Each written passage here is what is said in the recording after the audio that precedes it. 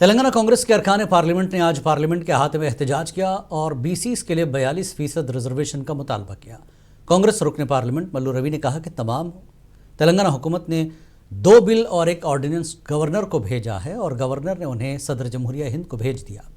दीगर पसमानदा तबकात के लिए 42% रिजर्वेशन से मुताल्लिक ये बिल गुज़श्ता 4 माह से ज़ेर इल्तिबा है और इसकी ताख़ीर की वजह बीजेपी की क़यादत वाली मोदी हुकूमत का रवैया है। Telangana government has already sent 2 bills and 1 ordinance to governor. Governor has sent the 3 bills to President of India, and the bills are pending there regarding the 42% reservation to OBCs. This is the attitude of BJP Modi government. They are all against OBCs. That is why they are not giving permission. They are not releasing the bills.